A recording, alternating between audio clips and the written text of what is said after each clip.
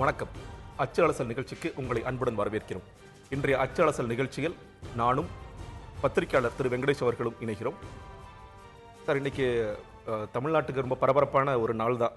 குறிப்பாக அதிமுக சார்பாக அதிமுக பொதுக்குழு செயற்குழு கூடுகிறது. இன்னைக்கு வந்து பொதுச் செயலாளராக சசிகலா அவர்கள் தேர்ந்தெடுக்கப்படுவார் அப்படிங்கிற உறுதியான செய்திகள் கூட இன்னைக்கு வந்துகிட்டு இருக்கு. இது ஜெயலலிதா அவர்கள் மறைவுக்கு பிறகு தொடர்ச்சியாக அடுத்த பொதுச் செயலாளர் யார் அப்படிங்கிற ஒரு கேள்வி கணைகள் இருந்தது, மீடியாவில் ஸ்பெகுலேஷன் இருந்தது. அதுக்கு பிறகு அதிமுக நிர்வாகிகளே இல்லை, அடுத்த பொதுச் செயலாளராக சசிகலா அவர்கள் தான் எங்களை தலைமை ஏற்க வேண்டும் அப்படிங்கிற சொன்னாங்க. இன்னும் சில பேர் முதலமைச்சராக கூட அவர்கள் வர வேண்டும் அப்படிங்கிற ஒரு ஆசையெல்லாம் தெரிவிச்சிட்டு இருக்காங்க. அப்படிங்கிற சமயத்தில் இந்த பொதுக்குழு செயற்குழு இன்னைக்கு சொல்ல வர செய்தி என்ன? ஒரே ஒரு செய்தி தான். இன்னைக்கு அவர்கள் வந்து தொடர்ச்சியாக நீங்கள் முதல்வர் ஜெயலலிதா அவருடைய மறைவுக்கு பின்னால் தொடர்ச்சியாக நீங்கள் வந்து சசிகலா அவர்களை முன்னிலைப்படுத்தக்கூடிய ஒரு தொடர்ச்சியாக சந்திப்புகள் அல்லது தொடர்ச்சியான ஒரு அழுத்தங்கள் கட்சி ரீதியாக பார்த்தீங்கன்னா பல்வேறு மாவட்டங்களில் இருக்கக்கூடியவருடைய இந்த மாதிரி குழுக்களுடைய தீர்மானங்கள் நிறைவேற்றி கொண்டு வந்து அவருக்கு வழங்குவது, இது எல்லாமே அதற்கான தயாரிப்புகள் வந்து ஏற்கனவே பெருமளவு முடிந்து விட்டது அப்படின்னு தான் நம்ம புரிந்து கொள்ளணும். அதாவது கட்சியினுடைய தொண்டர்கள் அவர்கள் தங்களுடைய விருப்பத்தை தெரிவித்திருக்கிறார்கள் அப்படிங்கிறது ஒரு அடிப்படையில் புரிஞ்சுக்கிறோம். அதுக்கு அடுத்த கட்டமாக மேலே இருக்கக்கூடிய மூத்த தலைவர்களும் சரி, அதே சமயத்தில் முன்னணியில் இருக்கக்கூடிய தலைவர்களும் சரி, கண்டிப்பாக அவர்கள்தான் சசிகலா அவர்கள்தான் பொதுச் செயலாளராக வர வேண்டும் அப்படின்னு வலியுறுத்தி கொண்டே வந்திருக்கிறார்கள். ரெண்டாவது பகுதி பார்த்தீங்கன்னா, இன்றைக்கு நேற்று திரு பொன்னையன் அவர்கள் பேசும்போது கூட பார்த்தீங்கன்னா வேறு யாரும் போட்டியிடவில்லை அப்படிங்கிற ஒரு செய்தியும் அவர் வந்து தெரிவிக்கிறார். அப்போ உண்மையிலேயே வந்து போட்டியே இல்லாமல் ஒருமனதாக அவர் தேர்ந்தெடுக்கப்படுவார் அப்படிங்கிற ஒரு சூழ்நிலையை தான் இன்னைக்கு உருவாகி இருக்கக்கூடிய ஒரு செய்திகள்லாம் நமக்கு அப்படி தான் காமிக்குதாங்க. நேற்று போட்டியிட விரும்பினாரா என்னன்னு தெரியல. சசிகலா புஷ்பாவுடைய சார்பாக அவருடைய கணவர் போன இடத்துல கூட அவர் ஏதோ தாக்கப்பட்டதாக ஒரு செய்தி வந்திருக்கிறது. இந்த சூழ்நிலையெல்லாம் பார்க்கும்போது அவர்கள் வந்து முழுமையாக கட்சியினுடைய மூத்த தலைவர்களும் சரி, நிர்வாகிகளும் சரி, கண்டிப்பாக சசிகலா அவர்களை தான் வர வேண்டும் அப்படிங்கிற ஒரு எதிர்பார்ப்பு ஒன்று இருக்குது. இப்போ என்ன அவங்களுடைய பெரிய கிரைசிஸ் என்னன்னா, அவங்களுக்கு இருக்கக்கூடிய ஒரு தலைமையை ஏற்று நடத்தக்கூடிய ஒரு ஒரு ஒரு ஒரு அனைவராலும் அங்கீகரிக்கப்பட்ட அல்லது ஏற்கப்பட்ட ஒரு தலைவரை தேடுவதற்கான ஒரு ப்ராசஸ் வந்து அவங்களுக்குள்ள வேற விதமாக நடந்திருக்கு. வழக்கமாக நம்ம எதிர்பார்க்கக்கூடிய விஷயம் என்னன்னா, நீங்கள் உட்கட்சி தேர்தல் வழியாக தொடர்ச்சியான பல்வேறு காலகட்டத்தினுடைய அரசியல் முதிர்ச்சியின் காரணமாக அல்லது பல்வேறு பதவிகளை வகித்து கட்சிக்குள்ளேயும் பதவிகள் வகித்து அல்லது ஆட்சியிலும் பதவிகள் வைத்து முன்னணியில் வரக்கூடிய ஒருவரை பொதுவாக நீங்கள் இந்த மாதிரியான ஒரு தலைமை பதவிக்கு தேர்ந்தெடுப்பது என்பது பிற கட்சிகளில் நாம் பார்க்கக்கூடிய ஒரு அணுகுமுறையாக இருக்கிறது. ஆனால் அதிமுகவை பொறுத்தவரை முழுமையாக அது வந்து ஒரு கவர்ச்சி ரீதியான அரசியலிலிருந்து சினிமா பிரபலங்கள் அந்த மாதிரியான ஒரு அம்சங்கள்லேருந்தே அது வந்து வளர்ந்து வந்திருக்கக்கூடிய சூழ்நிலையில் இன்றைக்கு அது போன்ற எந்த விதமான ஒரு கவர்ச்சியும் இல்லாமல் வெறும் ஜெயலலிதா அவர்களுக்கு உடன் இருந்து அரசியல் நிகழ்வுகள் அத்தனையிலும் பங்கெடுத்தவர் என்ற அடிப்படையில் இவர்கள் அத்தனை பேருடைய ஒரு நல்லெண்ணத்தை சம்பாதித்திருக்கிறார் சசிகலா அவர்கள். ஸோ அதனால் அவரை வந்து கொண்டு வர வேண்டும் என்ற ஒரு எதிர்பார்ப்பு ஒன்று இருப்பதாக நம்ம இப்படி ஒரு பாசிட்டிவாக அதை புரிந்து கொள்ள முடிய ஒரு அம்சமாக ஒரு சுவாரஸ்யமாக பார்க்குறேன். அதாவது அதிகமாக பொதுவெளியில் அவங்க வந்ததே கிடையாது. நிறைய பேர் சொல்றது சசிகலாவுடைய குரல் எப்படி இருக்குன்னு எங்களுக்கு தெரியாது, அவர்கள் எப்படி பேசுவார்கள், அவர்கள் நிலைப்பாடு என்னென்ன, கொள்கைகள் ரீதியான நிலைப்பாடு என்ன அப்படிங்கிற பல விஷயங்கள் இருக்கு. பொதுவெளியில் இல்லாத ஒருத்தர் பொதுச் செயலாளராகவும் நாளைக்கு முதலமைச்சராக கூட வரக்கூடிய சாத்தியங்கள் இருக்கு அப்படிங்கிற பார்க்கிறோம்.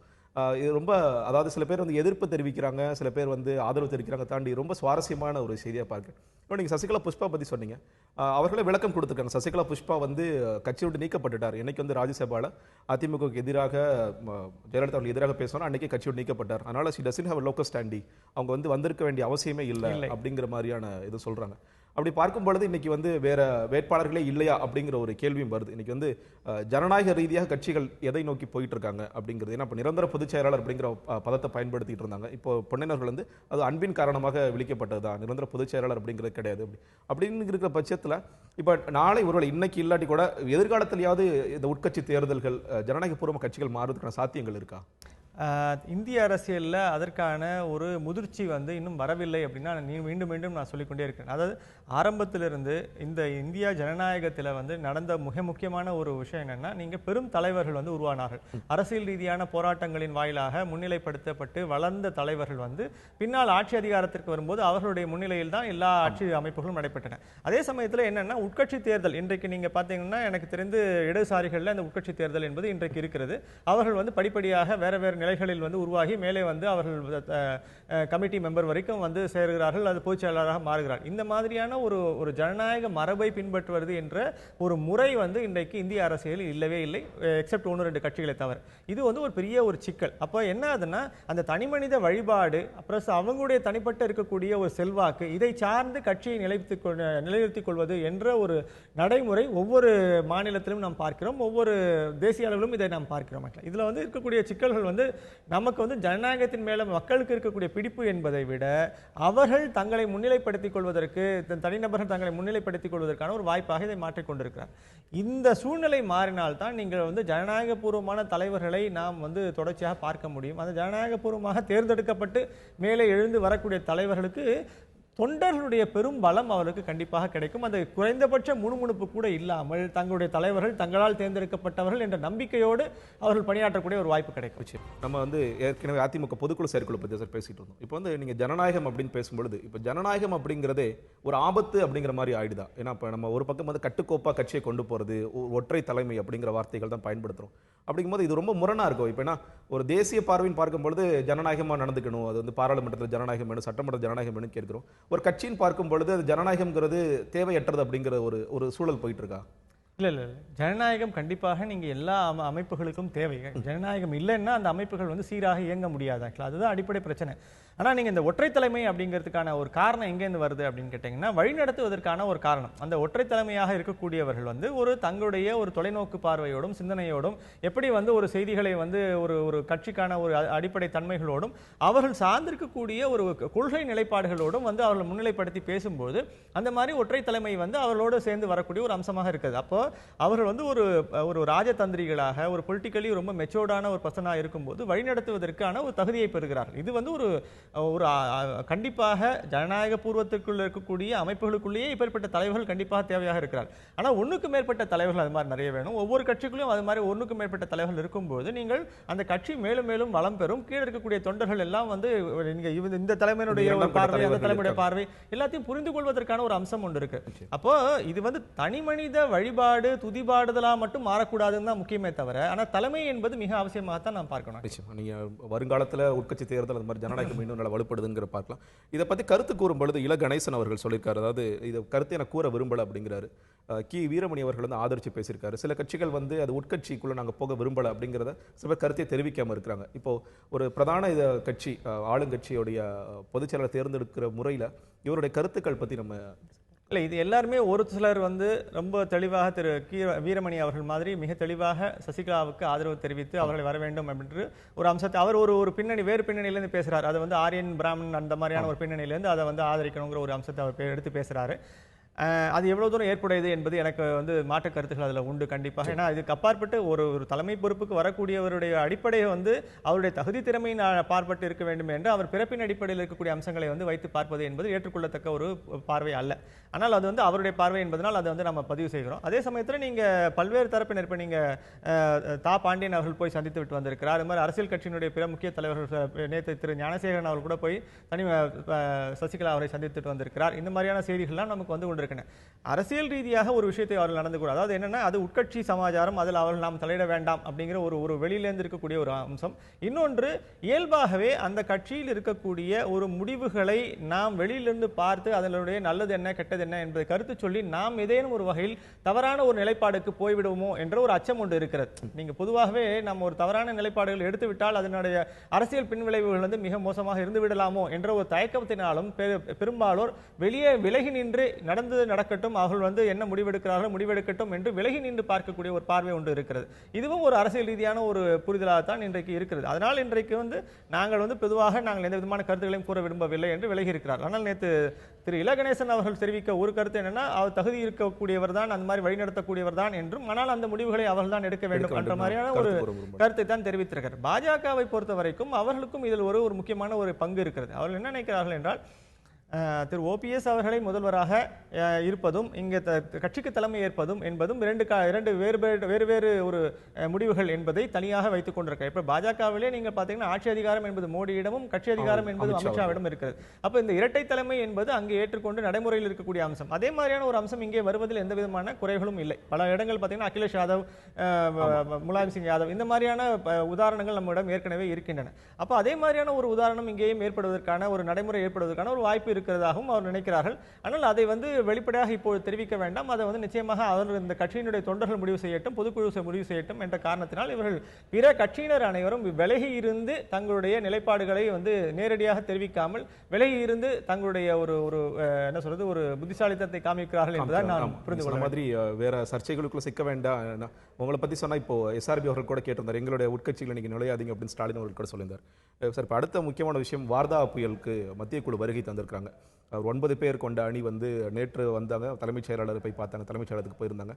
அதற்கு பிறகு வண்டலூர் பூங்கா, திருமங்கலம் பகுதிகள், அங்கே மரங்கள் எங்கெல்லாம் குவிஞ்சு கிடக்கும். அதே மாதிரி கார்பரேஷன் போயிட்டு அங்கே இருக்கிற ஃபோட்டோ எக்ஸிபிஷன் எடுத்த புகைப்படங்கள் அதெல்லாம் தொகுப்பு பார்த்துருக்காங்க. ஏற்கனவே நம்ம விவாதிக்கும் பொழுது ஒரு மாலன் அவர்கள் கூட வந்திருந்தார். இது ரொம்ப காலதாமதம் நான் நினைக்கிறேன். இது ஒரு சடங்கு சம்பிரதாயம் மாதிரி ஆயிடுச்சு. ஒவ்வொரு தடவும் ஒரு வெள்ள சேதத்தை பார்வையிடுவதாக இருக்கட்டும், இல்லை வறட்சியை பார்வையிட இருக்கட்டும், ஒரு சடங்கு சம்பிரதாயமாக ஆயிடுச்சு. இவர்கள் இன்னும் சீக்கிரம் வந்திருக்கணும். டிசம்பர் 12ஆம் தேதி புயல் அடித்தது, கிட்டத்தட்ட இப்போ 27ஆம் தேதி ஆயிடுச்சு. ஏன் இந்த காலதாமதம்? இந்த காலதாமதத்தை தவிர்த்திருக்க வேண்டும். ஏன்னா இப்போ போய் பார்க்கும்போது நமக்கே தெரியும், நம்மளே நிறைய இடங்களில் மரங்கள் க்ளீன் பண்ணிட்டாங்க. கார்பரேஷன் ரொம்ப நல்லா வேலை பார்த்து பண்ணியிருக்காங்க. விழுந்த மின்கம்பங்களை இன்னைக்கு பணியாளர்கள் நிறைய சரி செஞ்சிருக்காங்க. அடுத்த புதிய மின்கம்பங்களுக்கு ஆர்டர் போயிட்டு இருக்கு. ஒரு பக்கம் இப்போ ஒரு பூங்காக்குள்ள போய் பார்க்கும்போது தெரியும் நிறைய மரங்கள்லாம் விழுந்திருக்கு, இத்தனை மரங்கள் விழுந்திருக்கு. ஸ்டில் இப்போ கார்பரேஷன்ல போய் ஃபோட்டோ எக்ஸிபிஷன் பார்க்கறதுக்கும் நேரடியான அந்த ஒரு பார்க்கறதுக்கும் நிறைய வித்தியாசம் இருக்கும்னு நினைக்கிறேன். இவர்களே ஒரு பக்கம் பாராட்டுகிறார்கள், நீங்க ரொம்ப சீக்கிரமா இந்த வேலையெல்லாம் பண்ணி முடிச்சிருக்கீங்க அப்படின்ட்டு. ஆனா இதுக்கான அந்த தாக்கம் சரியாக உணரப்படுமா? இவர்கள் அந்த பார்வை இன்னைக்கு திருவள்ளூர் மாவட்டம் வேற போறாங்க. திருவள்ளூர் மாவட்டத்தில் நிறைய பேர் நேற்றே சொல்லும் பொழுது, விவசாயிகள்கிட்ட பேசுங்க, நீங்க போட்டோ எக்ஸிபிஷன் பார்க்கறதெல்லாம் இருக்கட்டும், விவசாயிகள்கிட்ட நேரடியாக பேசும்பொழுது தான் எங்களுக்கு பயிர் எவ்வளோ வீணா போயிருக்கு, எங்களுக்கு எவ்வளோ இழப்பீடு வேணுங்கிறத நீங்க கேளுங்க அப்படிங்கிற பல கோரிக்கைகளும் வைக்கிறாங்க. 2 அம்சம் இதுல முக்கியம் சார். ஒன்று நீங்க பாதிப்பு ஏற்பட்ட உடனே, போன ஆண்டு நீங்க வெள்ளம் பாதிப்பு ஏற்பட்ட உடனேவே பிரதமர் அவர்கள் வந்தார்கள். உடனடியாக ஒரு ஸ்பெஷல் பேக்கேஜ் மாதிரி ஒரு பணம் தொகை முதல்ல ஒரு 1000 கோடி ரூபாய் வரைக்கும் கொடுத்து விட்டு போனாலும் அதுக்கப்புறம் வெறும் 800 கோடி ரூபாய் தான், 850 சில்லற கோடி தான் கொடுத்தாங்க. ஆனா நம்ம கேட்டது 15,000 கோடிகளுக்கு மேல கேட்டாங்க. அதே மாதிரி இந்த தரம் பாத்தீங்கன்னா புயல் இந்த வர்தா புயல் வந்த பிற்பாடு நீங்கள் மத்திய அரசுக்கு நாம் வைத்த கோரிக்கையில மினிமம் குறைந்தபட்சம் ஒரு 1000 கோடியாவது வழங்குங்கள் நம்ம கேட்டோம். சோ நிதி உதவி நம்ம மத்திய அரசுல இருந்து இதுவரைக்கும் ஒரு பைசா கூட வரவே இல்லை. இது ஒரு முற்றிலும் மாநில அரசனுடைய ஒரு பிரச்சனை என்ற மாதிரி அவர்கள் விலகி இருக்கிறார்களோ என்ற ஒரு அச்சம் ஒன்று இருக்கிறது. ஆனா இந்த மாதிரியான ஒரு மேசிவான ஒரு புயல் தாக்கி இருக்கிறது, ஒரு மிகப்பெரிய அளவு சேதாரத்தை ஏற்படுத்தி இருக்கிறது என்பது அதில் கண்டிப்பாக மத்திய அரசுக்கு ஒரு பங்கு இருக்கிறது. அந்த பங்கை உடனடியாக நீங்க உங்களுடைய குழுவை நீங்கள் அனுப்பித்து அவர்கள் அறிக்கை வழங்குவதற்கு இன்னும் ஒரு 10-15 நாள் ஆகும் என்ற நிலையில் முதலில் ஒரு ஆட்ஹாக்காவது ஏதோ ஒரு தொகையை வழங்கி நீங்க அங்க இருக்கக்கூடிய பணிகளை மேம்படுத்துவதற்கான ஒரு வாய்ப்பை வழங்கி இருக்கணும். அந்த நிதியை கூட மத்திய அரசு உடனடியாக வழங்கவில்லை. இது ஒரு பெரிய ஒரு சிக்கல். ஆக்சுவலா இதை நீங்க இத்தனைக்கும் நாம் அடுத்த 2 நாள் 3 நாளே நம்முடைய முதல்வர் அவர்கள் போய் பிரதமரை பார்த்து உடனே அந்த கோரிக்கையை வைத்து விட்டு வந்தார். கோரிக்கைக்கான உடனடியாக பதில் எந்த விதமான பதிலும் நமக்கு வரவில்லை. 1. 2, இன்னைக்கு இருக்கக்கூடிய மிகப்பெரிய சிக்கல் என்ன, இந்த பாதிப்புகளிலிருந்து படிப்படியாக தமிழக மக்கள் மீண்டு வருகிறார்கள். குறிப்பாக இந்த 3 மாவட்ட மக்கள் மீண்டு வருகிறார்கள். இவர்களுடைய பாதிப்புகளை இன்றைக்கு போய் நீங்க அசஸ் பண்ண ஆரம்பிக்கும் போது அவர்கள் அதை கடந்து போந்து விட்டிருக்காங்க. அதாவது வாழ்க்கை அடுத்த கட்டத்துக்கு போய் கொண்டே இருக்கிறது, அன்றாட பிரச்சனைகள் இருக்கின்றன என்னும் ஒரு சூழ்நிலையில் அவர்கள் இருக்கக்கூடிய இன்றைக்கு சென்னையிலே பார்த்தீங்கன்னா ஒரு 54 இடங்களில் அந்த வெட்டிய மரங்களை இவங்களுக்காகவே காத்திருக்க மாதிரி போட்டு வைத்திருக்கிறார்கள். உண்மையில அவர்கள் காண்பித்தது எல்லாம் எங்கெங்கெல்லாம் சேகரித்து வைத்திருக்கிறார்கள் அந்த மரங்கள் அதுக்காக போய் காண்பித்தது தான். உண்மையிலே பார்த்தீங்கன்னா பல இடங்கள்ல அந்த பாதிப்பை உணர வேண்டும், நேரடியாக புரிந்து கொள்ள வேண்டும் என்றால் அடுத்த 2-3 நாட்களிலே வந்திருக்க வேண்டும் இந்த குழு. ஆனால் வரவில்லை. சரி, இப்போது வந்த பிற்பாடாவது இவர்கள் விரைவாக என்ன ஒரு அறிக்கையை வழங்கப் போகிறார்கள், என்ன நிதி உதவியை மத்திய அரசு வழங்கப் போகிறது, அல்லது நிதி உதவி இல்லைன்னாலும் என்னென்ன விதமான மாற்றுக்கு உதாரணமா நீங்க நமக்கு நிதி உதவியா இல்லைன்னா கூட குறைஞ்சபட்சம் வசதிகளாகவாது செய்து தர வேண்டும். நீங்க மின் கம்பங்களாக தரலாம், என்னென்ன வகையில் நமக்கு தமிழகத்துக்கு வழங்கப்பட வேண்டிய வசதிகள் இருக்கோ அவற்றை எல்லாமாவது உறுதி செய்யலாம். ஆனா என்ன ஆயிடுச்சுன்னா, நீங்க ஒரு மத்திய அரசிலிருந்து இந்த வார்தா புயலுக்கு அப்புறம் முதல்ல வந்த ஒரு அனுதாபத்தை தவிர அதுக்கப்புறம் எந்த விதமான ஆக்கப்பூர்வமான அறிக்கைகளோ ஆக்கப்பூர்வமான ஒரு அனுசரணையான நமக்கான உதவிகளோ மத்திய அரசிடம் வரவே இல்லை. நிச்சயமாக 2 தினங்களில் புத்தாண்டு 2016 முடிந்து 2017. ஒரு பக்கம் வந்து கொண்டாட்டங்கள், இன்னொரு பக்கம் வந்து ஒவ்வொரு ஆண்டும் காவல்துறை வந்து கடுமையான கட்டுப்பாடுகளை விதிப்பாங்க. குறிப்பாக நட்சத்திர ஓட்டல்கள், இந்த மாதிரி மது கொடுக்குற கேளிக்கை இடங்கள், போக்குவரத்தில் எப்படிலாம் இருக்கணும், 2 வீலர் எப்படி ஓட்டணும், ஹெல்மெட்ஸ் போட்டிருக்கணும், 2 பேர் தான் போகணும் அப்படிங்கிற கடுமையான கட்டுப்பாடுகள். இந்த வாட்டியும் வந்து நிறைய நட்சத்திர விட்டுருக்காங்க. 1 மணிக்கு மேலே நீங்கள் வந்து கண்டிப்பாக எந்த இதையும் தொடரக்கூடாது, நீச்சல் குளங்களை கண்டிப்பாக மூடி வைக்கணும், இந்த மாதிரி பல கட்டுப்பாடுகளை விதிச்சிருக்காங்க. இந்த மாதிரி கட்டுப்பாடுகள் ஒவ்வொரு தடவை விதிக்கப்பட்டாலும் இது எந்த அளவுக்கு பின்பற்றப்படுது, இம்ப்ளிமெண்டேஷன் அப்படிங்கிறது சரியாக இருக்கா அப்படிங்கிறது?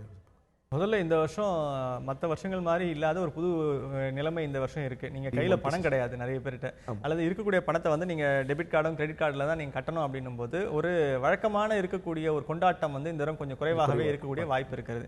அதனால் ஒரு மகிழ்ச்சி என்னென்னா, நீங்கள் பெருமளவு விபத்துகளோ இல்லை இந்த மாதிரி பாதிப்புகளோ குறையும். ஏன்னா நீங்கள் கையில் பணம் இருக்கும்போது தான் நீங்கள் வந்து இந்த மாதிரியான கொண்டாட்டத்துக்கு செலவு செய்வதற்கு பெருமளவு மக்கள் வெளியே போகக்கூடிய ஒரு வாய்ப்பு இருக்குது. அது இந்த தரம் கொஞ்சம் மட்டுப்படும் என்ற எதிர்பார்ப்பு ஒன்று இருக்குது. அது சோகமான செய்தி தான், அது வந்து பெரிய மகிழ்ச்சியான செய்தி அல்ல.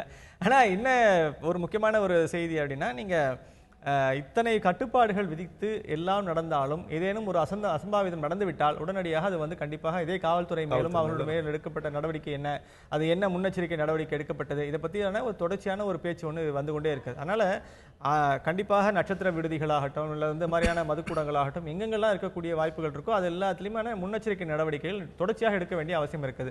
நம்ம பல ஆண்டுகளாக நம்ம பெற்ற அனுபவத்தின் வாயிலாக இன்றைக்கு நம்ம பழைய விஷயங்கள்லேருந்து நிறைய விஷயங்களை கற்றுக்கொண்டிருக்கிறோம், பழைய பாதிப்புகள்லேருந்து நிறைய கற்றுக்கொண்டிருக்கிறோம், ஏற்பாடுகளை எல்லாம் வந்து செய்திருக்கிறோம்.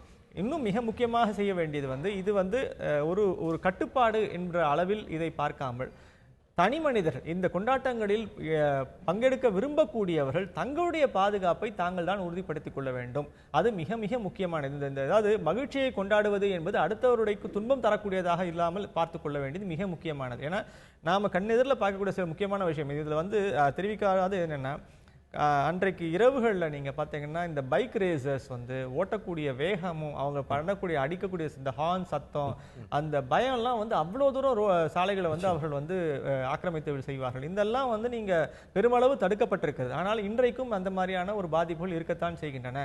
அப்போது நீங்கள் பொதுமக்களை குறிப்பாக பிறரை இதே மாதிரி உங்களைப் போல் கொண்டாட வந்திருக்கக்கூடியவர்களை நீங்கள் அச்சப்படுத்தாமல் அவர்களும் இயல்பாக ஒரு கொண்டாட்டத்திற்குள் மகிழ்ச்சிக்குள் இருக்க வேண்டும் என்ற ஒரு சக மனிதர்களை புரிந்து கொண்டு நடந்து கொள்ளக்கூடிய அம்சத்தை இந்த குறிப்பாக இளைஞர்கள் பெற்று இந்த மாதிரி நடந்து கொள்ள வேண்டும் என்பது மிக முக்கியம்.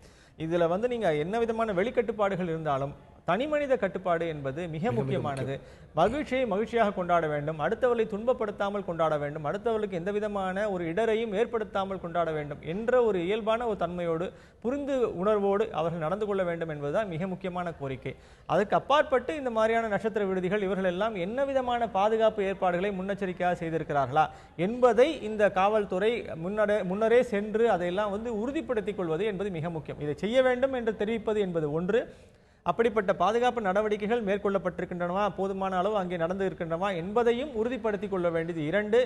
3வது, அந்த விடுதிகளும் அந்த ஒரு அலுவலகங்களும் எவ்வளவு ஒழுங்காக அதை பின்பற்றுகின்றன என்பதை புரிந்து கொள்ள வேண்டும். இது அல்டிமேட்டாக நமக்கு புரியக்கூடிய அம்சம் என்னன்னா மக்களுடைய பாதுகாப்பு. இந்த பாதுகாப்பை கொண்டாட்டத்தையும் பாதுகாப்பையும் இணைத்து நம்ம பார்க்கணுமே தவிர கொண்டாட்டத்தை மட்டும் முன்னிலைப்படுத்தும் போது பாதுகாப்பு பின்னிலைப்படக்கூடாது, அது வந்து பின்தங்கி விடக்கூடாது. அந்த கவனத்தை மட்டும் தான் நம்ம மீண்டும் மீண்டும் சொல்ல வேண்டிய அவசியம் இருக்கு. நாங்களே வந்து 2-3 ஆண்டுகளுக்கு முன்னாடி நான் கடற்கரைக்கு தான் போவேன், பெசன்ட் நகரில் வந்து அதாவது ஒரு பக்கம் வந்து நிறைய சமூக அமைப்புகள் தோழன் மாதிரி டிராஃபிக் அவேர்னஸ் கேம்பெயின் அவங்க நிறைய பேர் காவல்துறையோட இணைந்து செயல்படலாம் பார்த்துருக்கேன்.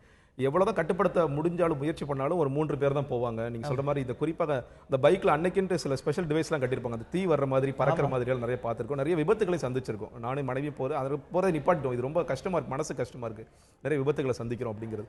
சொல்கிற மாதிரி என்னதான் காவல்துறை கட்டுப்பாடுகள் விதித்தாலும் சமூக அமைப்புகள்லாம் இறங்கி வேலை செஞ்சாலும் அந்த தனிமனித அது சுதந்திரம் அப்படிங்கிறது கட்டுப்பாடோடு சேர்ந்து தான் வருது அப்படிங்கிறத புரிஞ்சுக்கணும் நினைக்கிறேன். நிறைய நேரங்களில் குறிப்பாக குடி தான் நிறைய வந்து விடிய விடிய வந்து நம்ம குடிச்சிட்டு ரொம்ப சந்தோஷமா இருக்கலாம், அது மகிழ்ச்சி அப்படிங்கிறத ஒரு தவறான ஒரு பார்வை இருக்கு. அன்னைக்கு முழுக்க முழுக்க குடிச்சிட்டு சந்தோஷமா இருக்கிறதா நியூ இயர்க்கான அடையாளம் அப்படிங்கிற மாதிரி ஆயிடுச்சுன்னு பாருங்க. நம்முடைய மிகப்பெரிய சிக்கல்களில் ஒன்று, மனச்சிக்கல்களில் ஒன்று என்னன்னா மகிழ்ச்சி. இதெல்லாம் நம்ம திரைப்படத்திலேருந்தே கூட ஆரம்பிக்குது. அதாவது முன்னெல்லாம் நீங்கள் வந்து ஒரு 4 நண்பர்கள் சந்தித்தா ஏதோ ஒரு டீ கடையில் போய் டீ குடிச்சிட்டு அவங்க பேசி கொண்டிருந்த காலகட்டம்லாம் இருந்தது நம்ம பார்த்துருக்கோம். ஆனால் இன்னைக்கு எந்த 4 நண்பர்கள் சேர்ந்தாலும் அவருக்கு முன்னாடி ஒரு 4 பாட்டில் வச்சுக்கணும் அப்படிங்கிற ஒரு தேவையற்ற ஒரு சிந்தனையை வந்து ஒரு தவறான பிம்பத்தை வந்து மீண்டும் மீண்டும் மீண்டும் நமது சினிமாக்கள் ஏற்படுத்தி கொண்டே இருக்கின்றன.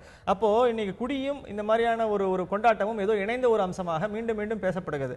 கொண்டாட்டம் என்பது குடி இல்லாமல் நல்ல கொண்டாட்டமும் உண்டு என்ற ஒரு அம்சத்தையும் அதை இன்னும் ஆக்கப்பூர்வமாக மாற்ற முடியும் என்பதை பற்றிய சிந்தனையும் நமக்கு இன்னும் படிப்படியா இல்லாம போனதனுடைய பாதிப்பு தான் இன்னைக்கு இருக்கக்கூடிய இளைஞர்களை ஏன் இதே ஒரு புத்தாண்டுல இன்னும் ஒரு 4 இடங்கள்ல போய் நீங்க நல்ல காரியங்கள் பண்ணுங்களேன், இதே புத்தாண்டுல போய் இன்னும் ஒரு என்னென்ன வகையில வந்து நீங்க மகிழ்ச்சி என்பதை இன்னைக்கு நம்ம மறுவரையறை செய்ய வேண்டிய ஒரு கட்டாயத்தில் இருக்கும். இந்த மகிழ்ச்சியை வந்து தொலைக்காட்சிகளும் டிவி சினிமாக்களும் அல்லது அந்த இருக்கக்கூடிய சமூக ஊடகங்களும் ஏற்படுத்தி வைத்திருக்கக்கூடிய அதாவது முழுசும் ஒரு கன்சியூமரிஸ்ட் மென்டாலிட்டியில தான் இது ஃபுல்லா உருவாக்கி இருக்கு. அதாவது அன்றைக்கு ஸ்ப்ளர்ஜ், அதாவது கொண்டாட்டத்தில் வந்து அதை எல்லாத்தையும் நம்ம செலவு பண்ணணும், எல்லாத்தையும் போய் மேலே இது பண்ணணும் அப்படிங்கிற அது எண்ணம் வந்து அது வந்து முற்றிலும் நமக்கு ஒரு மேலை கலாச்சாரத்திலிருந்து வந்திருக்கக்கூடிய ஒரு பாதிப்பு. அப்போ என்ன ஆகுதுன்னா அதுதான் நம்ம ஏதோ கொண்டாட்டம்னு நினைக்கிறோம், அது சினிமா அதைத்தான் திருப்பி வலியுறுத்தி கொண்டே வருகிறது. அப்போ என்ன நினைக்கிறோம்னா அப்போ நமக்கான ஒரு கொண்டாட்டத்துக்கான ஒரு வழிமுறை இருக்கிறது.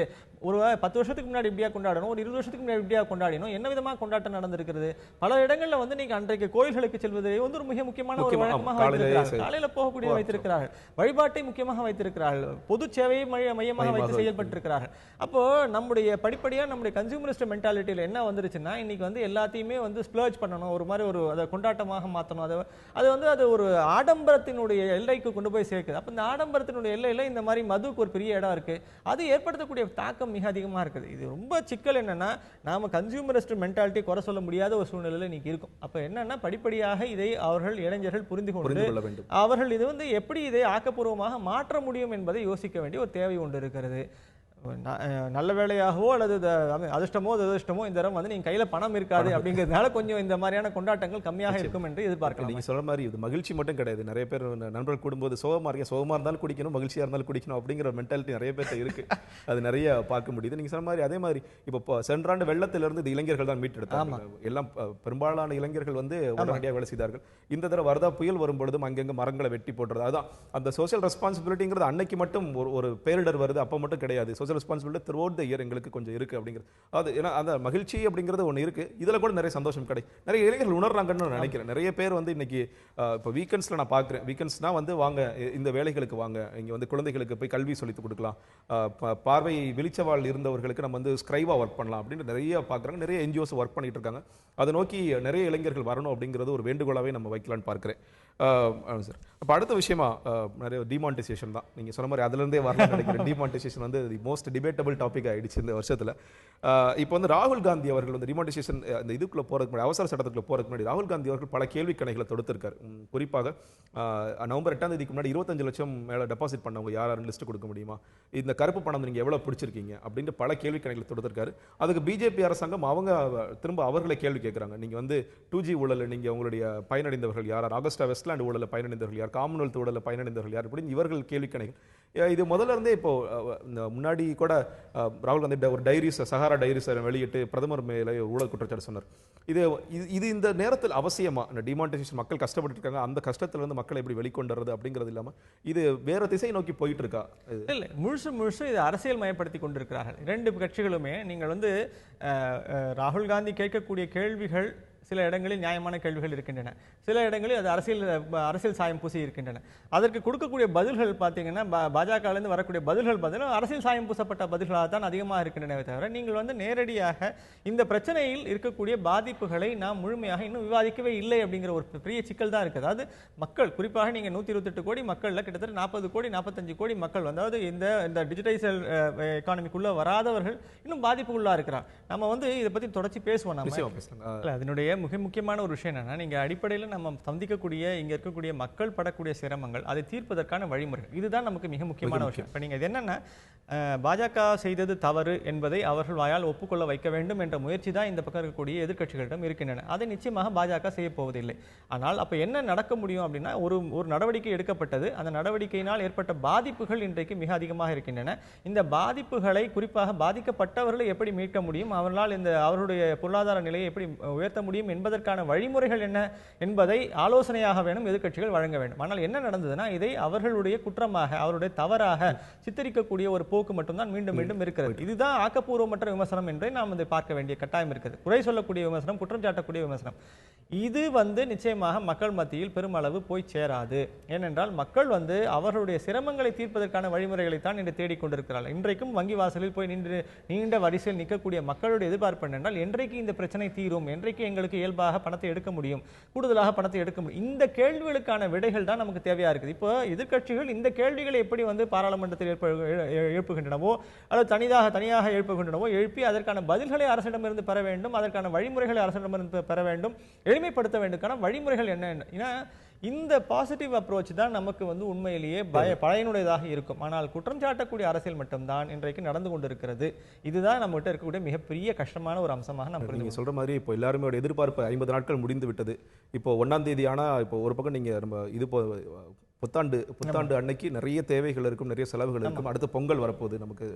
ஸோ அப்போ நீங்கள் அட்லீஸ்ட் இன்னும் 24,000 அந்த லிமிட்டே நிறைய நேரங்கள் எடுக்க முடியும். இப்போ நான் போயிருந்த நிறைய நேரங்கள் பேங்க்கில் சார் 6,000 வாங்கிக்கோங்க, 5,000 வாங்கிக்கோங்க, அதுக்கு மேலே கிடையாது. அது குறிப்பாக 2,000 நோட்டுகள் வாங்கிக்கோங்க, சில்லறை எங்கள்கிட்ட இல்லை அப்படிங்கிறத பார்க்குறோம். இப்போ அது கொஞ்சம் குறைஞ்சு மக்களுக்கு பணம் நிறைய கிடைக்குமா? அது முதல்ல அதில் தளர்வு ஏற்பட போதா 24,000ங்கிறது? இன்னும் நிறைய பேர் பிஸ்னஸ் பாதிக்கப்பட்டிருக்காங்க. கரண்ட் அக்கௌண்ட்டுங்க 50,000 ட்ராப் பண்ண முடியல. நிறைய முறைசாரா தொழிலாளர்கள் தொடர்ச்சியாக பாதிக்கப்பட்டு இருக்காங்க. நிறைய பேர் வேலை இழந்துகிட்டு இருக்காங்க. இப்போ பொங்கலுக்கு அவர்களுக்கு சாகுபடி பண்ணுறதுக்கு இப்போ ஏற்கனவே நிறைய மழை பொய்த்துருச்சு, நம்ம வறட்சியை நோக்கி போயிட்டு இருக்கோம். இருக்கிற கொஞ்சம் நஞ்ச பயிரை காப்பாற்றுறதுக்கு எங்களுக்கு சில தேவைகள் இருக்கும், அறுப்பு இப்போ இருக்கும். அப்போ அதற்கான பணம் தேவைப்படுகிறது அப்படிங்கிறத பிரதானமான கேள்விகளாக வச்சிருக்காங்க. இப்போ நேற்று ஒரு அவசர சட்டமும் பிறப்பிச்சிருக்காங்க. அவசர சட்டம் குறித்து நம்ம எல்லாரும் எதிர்பார்த்தது தான். இது நவம்பர் 8 போதே ஒரு அவசர சட்டம் பிறப்பிச்சு இது செய்யணும் அப்படின்னு சொல்லிட்டு. அந்த அவசர சட்டத்தில் 2 பிரதானமான விஷயங்கள். ஒன்று இந்த 500,000 ரூபாய் பண மதிப்பு இழப்பு செய்கிறது ஒன்று. இன்னொரு பக்கம் மீடியா ரிப்போர்ட்ஸ் தான் அது ஒரு மாதிரி சொல்கிறாங்க. அதாவது நீங்கள் 10 நோட்டுகளுக்கு மேலே 500 ரூபாய் 1000 வச்சிருந்தா உங்களை 4 ஆண்டு ஜெயில் வரைக்கும் வாய்ப்பு இருக்குது அப்படிங்கிற சொல்லியிருக்காங்க. அது ரொம்ப கிளாரிட்டியாக இல்லை அப்படிங்கிறத மீடியாலே கோட் பண்ணியிருக்காங்க. இப்போ இது எப்படி? இல்லை, எனக்கு ஒரு விஷயம் புரியல. இது என்னென்னா, உங்களுக்கு இப்போ டிசம்பர் 31க்குள்ளே பணத்தை திருப்பி கட்டிடணும். கட்டலைன்னா மார்ச்சுக்குள்ளே கட்டணும். அதுக்குள்ளே ஏன் கட்டலைங்கிறதுக்கான காரணத்தை சொல்லிட்டு நீங்கள் அந்த பணத்தை கட்டிடலாம். இது வரைக்கும் முடிஞ்சு போச்சு. அப்போது அதுக்கப்புறம் நீங்கள் பணம் வச்சுக்கணும் அப்படின்னு சொன்னால், பழைய பணத்தை வச்சுக்கணும் அப்படின்னு சொன்னால், நீங்கள் அதுக்கு ஏதோ 10 தாள் வரைக்கும் வைத்துக்கொள்ளலாம்னு ஒரு விதிவிலக்கு ஒன்று கொடுக்கப்பட்டிருக்குது. என்னுடைய இன்னொரு கேள்வி என்னென்னா, இந்த டிசம்பருக்கு அப்புறமே நவம்பர் 8க்கு அப்புறமே இதுக்கான மதிப்பே இல்லாமல் போயிடுச்சு. அப்போ நீங்கள் மார்ச் 31க்கு அப்புறம் அதுக்கு ஒன்றுமே மதிப்பே கிடையாது. அப்போ நீங்கள் திரும்பி கூட கட்ட முடியாது. அந்த திரும்பி கட்டுவதற்கான வாய்ப்பு முழுசாக மறுக்கப்பட்டு முடிஞ்சு போன ஒரு காலகட்டத்தில் அந்த தாள் வெறும் பயனற்ற தாள். அந்த தாள் அப்போ அந்த தாளை நீங்கள் வச்சுக்கிறது தான் ஒன்றுமே இல்லாதுன்னு அதுக்கு என்ன வேல்யூ இருக்குது? அதை வைத்துக்கொண்டால் ஏன் குற்றம்னு சொல்லணும்னு எனக்கு தெரியல. இல்லை, அதான் சார். இப்போ ஒரு சில மீடியாவில் என்ன பண்ணுறாங்கன்னா, சில லிட்டிகேஷன்ஸ் அவாய்ட் பண்ணுறதுக்காக போட்டிருக்காங்க. ஃபியூச்சரில் ஏதாவது லிட்டிகேஷன்ஸ் வரலாம் அப்படின்னு. ஏன்னா நீங்கள் கேட்குற கேள்வியில் ஏன்னா நிறைய பேர் சொல்கிறது, இப்போ கிட்டத்தட்ட 15 லட்சம் கோடி வெளியே போச்சு. பாஜக அரசாங்கம் எதிர்பார்த்தது ஒரு 3ல் 1 பங்கு வராது அப்படின்னு இதெல்லாம் கருப்பு பணம் சொல்லலாம் நினச்சாங்க. இன்னைக்கு ரிப்போர்ட் படி 14 லட்சம் கோடி வந்துருச்சு. இன்னும் அடுத்த 2-3 நாட்களில் யாரெல்லாம் கருப்பு பணம் வச்சிருக்காங்களோ ஒன்று நம்ம பரவாயில்ல 50% வாலண்டரி டிஸ்க்ளோசர் பண்ணலாம் அப்படிங்கிறதெல்லாம் வாய்ப்புகள் இருக்குது. அப்போ இது ஒரு முரணான விஷயம் தான் அவங்க எதிர்பார்த்ததுக்கு. எல்லாத்தையும் நீங்கள் வீட்டிலே வச்சுக்க கூடாது அப்படிங்கிறது. மீடியா ரிப்போர்ட்ஸ் படி நாங்கள் லிட்டிகேஷன்ஸ் அவாய்ட் பண்றதுக்காக அப்படின்னு சொல்றாங்க. அந்த கிளாரிட்டியான இல்லம் தான் நினைக்கிறேன். நிறைய நடந்தது. பணம் வந்துச்சு அப்படிங்கிறது ஒரு பகுதிங்க. பணம் வராதுன்னு எதிர்பார்த்தாங்க, பணம் முழுசா வந்து சேர்ந்துருச்சு அப்படின்னா அப்போ அந்த மத்தனையுமே கருப்பு பணம் இல்லைங்கிற மாதிரி ஒரு இடத்துக்கு நிக்கிறோம். அடுத்த கட்டம் என்னன்னா, இந்த ரூபாய் தாள்களை வைத்துக் கொள்வதனால் என்ன சிக்கல்கள் ஏற்படும் எனக்கு தெரியல. இப்போ எனக்கு என்னன்னா, இந்த ரூபாய் தாள்கள் ஏற்கனவே மதிப்பிழந்து போய்விட்டன.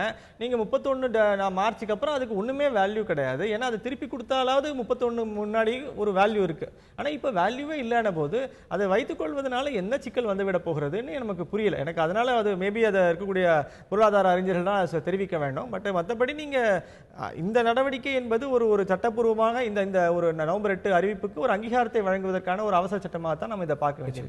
ஒரு முக்கியமான ஒரு கோர்ட் தீர்ப்பு வந்திருக்க ஒரு ரெஃபரன்ஸ் அதாவது 2006 நம்ம தமிழ்நாட்டில் கட்டாயமாக தமிழ் மொழி பாடமாக இருக்கணும், முதல் பாடமாக இருக்கணும்னாங்க.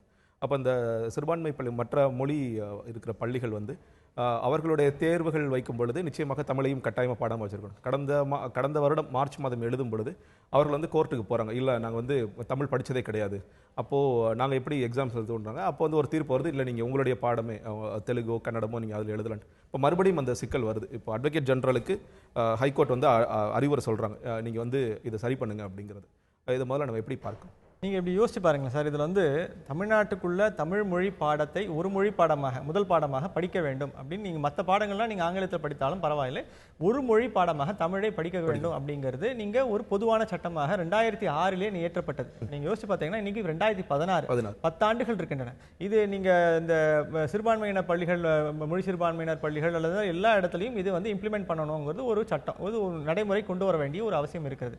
இப்போ இந்த ஆண்டும் சென்ற ஆண்டு மாதிரி அதை படிக்கல அப்படிங்கிறதுனால அவருக்கு ஒரு எக்ஸம்ஷன் கேட்டு அவர்கள் வந்து அவருடைய தாய்மொழியில் அந்த பரீட்சையை எழுதணும். ஏன்னா அவருக்கு அந்த 10ஆம் வகுப்பை முடிக்க வேண்டும் என்ற ஒரு கட்டாயம் இருப்பதனால் இந்த ஒரு மொழி பாடத்தினால் தங்களுக்கு வந்து பாதிப்பு ஏற்பட்டு விடக்கூடாது, அதனால எங்களுக்கு வந்து எங்களோட தாய்மொழியில நீங்க வந்து எழுதுவதற்கு அனுமதி தாருங்கள்னு கேட்கிறாங்க. அதுக்கு வந்து நீதிமன்றமும் அனுமதி வழங்குவதற்கான ஒரு உத்தரவை பிறப்பித்திருக்கு. இது வந்து இந்த நடைமுறை, அதை வந்து நடக்கட்டும், அது ஒரு பகுதி. ஆனால் அடிப்படையாக சில கேள்விகள் கேட்க வேண்டியிருக்கு. 2006 வந்து இயற்றப்பட்ட ஒரு சட்டம் இன்றைக்கு நீங்கள் தமிழகத்தில் இருக்கக்கூடிய அத்தனை பள்ளிகளிலும், தனியார் பள்ளிகளும் எல்லா பள்ளிகளிலும் நீங்க இந்த ஒரு நடைமுறையை கொண்டு வந்திருக்க வேண்டும். முதல் மொழி பாடமாக தமிழை பயிற்றுவிக்க வேண்டும், அதற்கு தேவையான ஆசிரியர்களை நியமித்திருக்க வேண்டும், அவர்கள் நியமித்து அவர்களுக்கு பாடத்தை போதித்திருக்க வேண்டும். இது ஒரு அவசியம். இது வந்து நீங்க எனக்கு தெரிந்து மற்ற மாநிலங்கள் எல்லாத்துலேயுமே நீங்க கண்டிப்பாக அந்த மாநிலத்திலே மொழி பாடத்தை கண்டிப்பாக பயில வேண்டும் என்று ஒன்று இருக்கிறது. இது இவர்கள் மேல் திணிக்கப்பட்டதாக சொல்வதெல்லாம் அர்த்தமற்ற ஒரு வாதம். உண்மையிலே இது திணிக்கப்படுவது அல்ல. நீங்க எந்த மாநிலத்தில் போனாலும் அந்த மாநிலத்துடைய பாடத்தை அந்த மொழியை பயில்வது என்பது அவசியமான ஒரு விஷயம். அவர்களை வந்து நீங்கள் வந்து பயில வந்து நீங்கள் வந்து விலக்களிக்க வேண்டும், இது எல்லாமே இதெல்லாம் வந்து ஏற்றுக்கொள்ளக்கூடிய விஷயம் அல்ல. ஒன்று. இரண்டு, 10 ஆண்டு காலகட்டம் நீங்க உங்களுக்கு மொழி ஆசிரியர் கிடைக்கவில்லை என்று சொல்ல முடியாது. மொழி ஆசிரியரை நீங்கள் அந்த 10 ஆண்டுகளில் எத்தனை மொழி ஆசிரியர்களிடம் நீங்கள் நியமித்திருக்க முடியும். படிப்படியாக உங்களுடைய வகுப்புகளில் நீங்கள் தமிழை அறிமுகப்படுத்தி இருக்க முடியும். அவர்களை 10ஆம் வகுப்பு வரைக்கும் அவர்களுக்கு சொல்லிக் கொடுப்பதற்கான வழிமுறைகளை ஏற்றிருக்க முடியும். என்னால் ஒரு விஷயத்தை புரிந்து கொள்ள முடியும். அதாவது கடந்த 2-3 ஆண்டுகளில் வெளி மாநிலங்களிலிருந்து டிரான்ஸ்ஃபர் ஆகி இங்க வரக்கூடிய ஆசிரியர்கள் மாணவர்களுக்கு அவங்களுக்கு வந்து அவங்களுடைய அதே எங்க படித்தாது அதே மொழி. இப்ப 8ஆம் வகுப்பு நாம இதுல பாத்தீங்கன்னா 10ஆம் வகுப்பு பத்தி அதிகமா பேசுறோம். நீங்க மொழி பாடம் அப்படிங்கிறது கிட்டத்தட்ட 5ஆம் வகுப்பு 6ஆம் வகுப்பு அதுல இருந்தே நீங்க தொடங்கும். இன்னும் சொல்ல போனா சில நம்ம ஊர்ல இருக்கக்கூடிய படிப்பு வந்து 3ஆம் வகுப்பு 1ஆம் வகுப்புல இருந்தே நம்ம வந்து அதுக்கான மொழி பாடத்தை தொடங்குறோம்.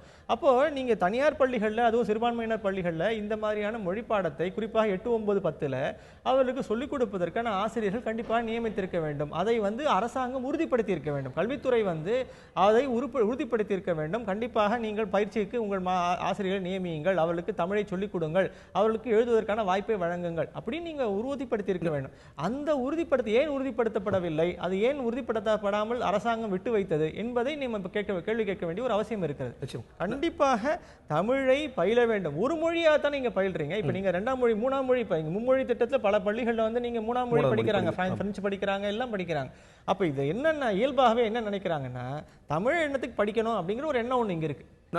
இன்னொரு பார்வைக்காக நான் வைக்க விரும்புறேன் சார். இப்போ நம்ம வந்து தமிழர்கள் மேல ஹிந்தி திணிக்காதீங்க அப்படின்னு சொல்லிட்டு தான் நம்ம ஹிந்தி எதிர்ப்பு போராட்டங்கள்லாம் பண்ணோம். இப்போ இந்த சிறுபான்மை மொழி பேசுற பள்ளிக்கூடங்கள் அவர்களுடைய தாய்மொழி வந்து தெலுங்காவோ கன்னடாவோ மலையாளமோ இருக்கும் பொழுது நீங்க ஏன் தமிழை திணிக்கிறீங்க அப்படிங்கிற ஒரு பார்வை வரலாம் இல்லையா? திணிக்கல. நான் என்ன சொல்றேன், ஒரு மாநிலத்தினுடைய மொழியை நீங்கள் கற்றுக்கொள்ளுங்கள், எங்களுடைய பாடத்திட்டத்திற்குள் இதுதான் எங்களுடைய நடைமுறை. இப்ப நீங்க கர்நாடகால போனீங்கன்னா கண்டிப்பா கன்னடம் படிச்சே ஆகணும். அது வந்து அவருடைய மொழி பாடத்துல அவங்களுடைய பாடத்திட்டத்துக்குள்ள இருக்கக்கூடிய ஒரு கட்டாயமான ஒரு அம்சம். அப்போ இது கட்டாயம்ங்கிறத விட எப்படி நாம புரிஞ்சுக்கொள்ளணும், இந்த மாநிலத்தில் நாங்கள் தமிழை சொல்லிக் கொடுத்து தான் தீருவோம், நீங்கள் பயிலுங்கள். நான் வேணா இப்படி சொல்லுங்க, நீங்க 10ஆம் வகுப்பு வரும்போது எனக்கு அதுல போதுமான தேர்ச்சி இல்லை அப்படின்னு நீங்க சொன்னீங்கன்னா நாங்க வேறு மொழியை நீங்க அப்படியே பார்த்த இதே மாணவர்கள்ட்ட இதே தெலுங்கு ஆகட்டும், இதே மலையாளம் ஆகட்டும், அவர்களுக்கு அதே மாதிரியான பயிற்சி வழங்கப்பட்டு தானே அவர்கள் வந்து பயிற்சி தேர்வை எழுத போகிறார்கள். அப்போ நான் என்ன சொல்றேன், அதே இடத்துல நீங்க அதே மொழிகளை சொல்லிக் கொடுப்பதற்கான முயற்சிகளை எடுக்கும் பொழுது நீங்கள் தமிழை சொல்லிக் கொடுப்பதற்கான முயற்சியும் நீங்க சேர்த்து எடுக்கலாமே. ஏன் ஒன்று உங்களுடைய அந்தந்த மாநில மொழிகளை நீங்கள் வளப்படுத்துவதற்கான அந்த பிள்ளைகளுடைய தாய்மொழியை வளப்படுத்துவதற்கான ஒரு வழியாக இதை நீங்க சொன்னால் அதில் ஏற்றுக்கொள்ளக்கூடிய வாதமாக நான் புரிந்து கொள்வேன். ஏன்னா வந்து என்னுடைய தாய்மொழியில் நான் தேர்வு எழுத வேண்டும் அப்படின்னு சொன்னீங்கன்னா அதில் ஒரு ஏற்றுக்கொள்வதற்கான ஒரு காரணம் இருக்கிறது. ஆனால் இதை தமிழை குறைந்தபட்சம் 2ஆம் பாடமாகவது 3ஆம் பாடமாகவது கண்டிப்பாக இங்கே போதித்திருக்க வேண்டும். தமிழே படிக்காமல் நீங்கள் எதற்கு வந்து தமிழ்நாட்டுக்குள்ள வந்து 10ஆம் வகுப்பு தேர்வு எழுத முடியும்? ஏன் எழுதணும்? நீங்க வந்து தேவையே இல்லை. அப்ப நீங்க அடிப்படையாக குறைந்தபட்சம் முதல் பாடமாகவில்லைன்னா 2ஆவது பாடமாகவாவது தமிழ் இங்கே இருக்க வேண்டும், தமிழை அவர்கள் பயிற்றுவிக்க வேண்டும். இந்த செய்தியில பாத்தீங்கன்னா நீங்க ஆசிரியர்களே நியமிக்கப்படவில்லை, ரொம்ப ஒரு எடுத்துக்கவே இல்லை, அவங்க விஷயமாவே எடுத்துக்கல, நம்ம கோர்ட்டுக்கு போய்க்கலாம் அப்படிங்கிற மாதிரி நீங்க சொல்ற மாதிரி அம்பேத்கர் அவர்களோட கான்ஸ்டிடியூஷன்ல சிறுபான்மை பள்ளிகளுக்கு நிறைய அதிகாரங்கள் தான் கொடுத்திருக்காங்க. அப்ப இந்த ஒரு அடிப்படையான விஷயங்களையாவது செய்யணும் அப்படிங்கறத நான் கண்டிப்பா புரிஞ்சுக்கிறேன். கடைசியாக சார், இப்போ ஸ்டாலின் அவர்கள் வந்து ஒரு கோரிக்கை நிறுத்தி வச்சிருக்காரு, கரும்பு விவசாயிகளுக்கு வந்து கவர்மெண்ட் வந்து 2,800 கொடுக்குது, அது குறைந்தபட்சமாக 3,500 ஜாஸ்தி பண்ணி கொடுக்கணும் அப்படின்ட்டு ஒரு ஓபிஎஸ் அவர்களுடைய மீட்டிங்கில் நான் கடைசி வருஷம் என்ன கொடுத்தோமோ அதையே நம்ம கண்டினியூ பண்ணலாம் அப்படிங்கிறது. இது வருடம் நம்ம பார்த்துக்கிட்டு இருக்க விஷயம் தான். நீங்கள் வந்து எம்எஸ்பி ப்ரைஸ் வந்து ரொம்ப கம்மியாக இருக்குது, எஸ்ஏபி ப்ரைஸ் ரொம்ப கம்மியாக இருக்குது. விவசாயிகள் நிறைய நேரங்களில் நம்ம சொல்கிற ஒரு வாதம் என்னன்னு கேட்டிங்கன்னா, அவங்க அந்த மொலாசஸோடைய வெயிட் விலை கூட விவசாயிகளுக்கு கிடைக்கிறது இல்லை அப்படிங்கிற ஒரு பார்வை தான் தொடர்ச்சியாக வைக்கப்படுது. இதற்கான தீர்வு தான் என்ன? ஏன்னா நம்ம நிறைய பார்த்துருக்கோம். இதுக்கு இதுதான் தீர்வு. நம்ம இந்த பக்கம் நம்ம விவசாயிகள் தவறு செய்கிறார்கள். ஏன்னா நாம் சில இதெல்லாம் படிக்கும்போது இப்போ கிருஷ்ணா நதி நீர் பற்றி படிக்கும் பொழுது அதை சுற்றி இருக்கிற 4 மாநிலங்களும் சுகர் கேன் தான் பயிர் பண்ணுறாங்க, கரும்பு விவசாயம் தான் பண்ணுறாங்க. ஆனால் நீங்கள் ஒரு நாடுன்னு பார்க்கும்பொழுது India is become diabetic country. தொடர்ச்சியாக நிறைய சுகர் பேஷன்ஸ் ஆகிட்டு இருக்காங்க.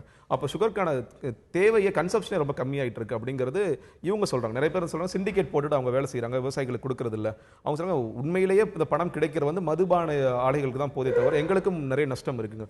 இதிலே வந்து 2 வருஷமாக எங்களுக்கு வந்து பயங்கர நஷ்டத்தில் நாங்கள் போயிட்டு இருக்கோம், அதனால தான் நாங்கள் கொடுக்கறது இல்லைங்கிறாங்க. விவசாயிகள் வந்து கடைசி 3 வருஷமாக எங்களுக்கு வந்து பணம் சரியாக கிடைக்கிறது இல்லை அப்படின்ட்டு இந்த மாதிரி ஒரு சிக்கல்லையே தொடர்ச்சியாக போயிட்டு இருக்கு. ஆமாம், இப்போ நீங்கள் இது வந்து ஒரு ஆலைகள் ஒரு பகுதி, இன்னொன்று கன்சம்ஷன் ஒரு பகுதி, மூணாவது இது உற்பத்தி செய்யக்கூடிய விவசாயிகள் ஒரு பகுதி. இப்போ இதில் ஒவ்வொருத்தருமே வந்து ஒவ்வொரு விதமான ஒரு நிலைப்பாடுகளில் இருக்காங்க. இப்போ நீங்கள் இதில் வந்து இறக்குமதி செய்யணுமா அப்படின்னு ஒரு அரசாங்கம் முடிவு பண்ணி இப்போ சமீபத்தில் வந்து இறக்குமதி சர்க்கரை இறக்குமதி கிடையாதுன்னு ஒரு உத்தரவு பண்ணி போட்டு சர்க்கரை இறக்குமதி நிறுத்தியிருக்காங்க. அப்போ நீங்கள் உள்நாட்டு உற்பத்தியை அதிகப்படுத்தணும். உள்நாட்டு உற்பத்தி அதிகப்படுத்தணும் அப்படின்னா இந்த விவசாயிகளுக்கு போதுமான இடுபொருட்கள் வழங்கி அவர்களுக்கான ஆலோசனைகள் வழங்கி அதுக்கான உற்பத்தியை பெருக்கணும், அதுக்கான உரிய விலை வழங்கணும். அதுக்கப்புறம் வந்து நீங்கள் அதை வந்து ஆலைகள் எடுத்து அதை வந்து முழுமையாக பிழிஞ்சு அங்கே சர்க்கரை எடுத்து அரசாங்கத்திற்கோ இல்லை வந்து நீங்கள் வெளி மார்க்கெட்டுக்கோ வழங்க போகிறோம். இதுதான் வந்து இருக்கக்கூடிய இந்த ஒரு ட்ரையாங்கிள் நடந்து கொண்டே இருக்கக்கூடிய. இதில் என்ன பிரச்சனை வருது அப்படின்னு கேட்டிங்கன்னா, இந்த விவசாயிகள் தான் இதில் அதிகபட்சம் பாதிக்கக்கூடியவர்களாக இருக்கிறார். ஏன்னா இந்த ஆலைகள் என்பவை ஒரு பகுதி வேறு விதமான பாதிப்புகளை சந்திக்கின்றன, சந்தை வேறு விதமான பாதிப்பை சந்திக்கிறது. இந்த இருக்கக்கூடிய விவசாயிகளோட பிரச்சனை என்னன்னா, ஒவ்வொரு ஆண்டும் அவர்களுக்கு போதுமான அளவு அந்த அடிப்படை விலை கிடைப்பதில்லை. அப்போ அந்த அரசாங்கம் விலை நிர்ணயம் செய்யக்கூடிய விதத்தில் தான் அவர்களுக்கான லாபத்தை அவர்கள் பார்க்க முடியும். ஏனென்றால் அந்த நீண்ட பயிர், அந்த பயிருக்கான ஒரு மிகப்பெரிய அளவில் இருக்கக்கூடிய உழைப்பு, இதில் நடுவில் பல்வேறு இயற்கை பாதிப்புகள், இயற்கை பேரிடர்கள், அல்லது போதுமான அளவு உற்பத்தி இல்லை, அல்லது அந்த கரும்பினுடைய சக்தியிலே வந்து பார்த்தீங்கன்னா பல்வேறு வேறுபாடுகள் இருக்கின்றன. இது எல்லாத்துக்கும் காரணம் காட்டி அவர்களுக்கான ஒரு விலையை வந்து குறைக்கக்கூடிய வாய்ப்பு இருக்குது. அரசாங்கம் இந்த இடத்துல இந்த ஆதரவு நிலைப்பாடு, ஆதரவு விலை குறைக்கிறதுக்கான காரணமே இந்த மாதிரியான இந்த 3,500 ரூபாய் கொடுத்தா அவங்க அப்பவும் வந்து அவர்களுக்கு திருப்தி அடைவார்களா என்றால் அதுவும் திருப்தி அடை போவது இல்லை. ஆனால் என்ன நடக்கணும்னா, நம்முடைய ஆலோசனைகள் தான் அதிகமாக வழங்கப்பட வேண்டும். எப்படி வந்து பயிர்களை இன்னும் அதுவும் குறிப்பாக கரும்பு விவசாயத்தில் ஈடுபட்டிருக்கக்கூடியவர்களுக்கான போதிய ஆலோசனைகள் வழங்கி எப்படி அவர்களுடைய முன்னேற்றத்திற்கான ஒரு வாய்ப்பை உருவாக்கி தர வேண்டுமே தவிர அவர்களுக்கு கொடுக்கக்கூடிய மானிய விலையை மட்டும், அவர்களுக்கு கொடுக்கக்கூடிய இந்த வாங்கக்கூடிய விலையை மட்டும் உயர்த்தி கொண்டு இருப்பதால் எந்த விதமான ஒரு முன்னேற்றத்தையும் விவசாயிகள் சந்திக்க போவதில்லை. ஸ்டாலின் அவர்களுடைய கோரிக்கையை தாண்டி இந்த பிரச்சனை தொடரக்கூடாது அப்படிங்கிறது தான் எல்லோருடைய பார்வையாக இருக்கிறது. இன்று அச்சலச நிகழ்ச்சியில் பல விஷயங்களை பேசினோம். இன்று சிறப்பு விருந்தினராக கலந்து கொண்ட பத்திரிகையாளர் வெங்கடேஷ் அவர்களுக்கு நன்றி. வணக்கம்.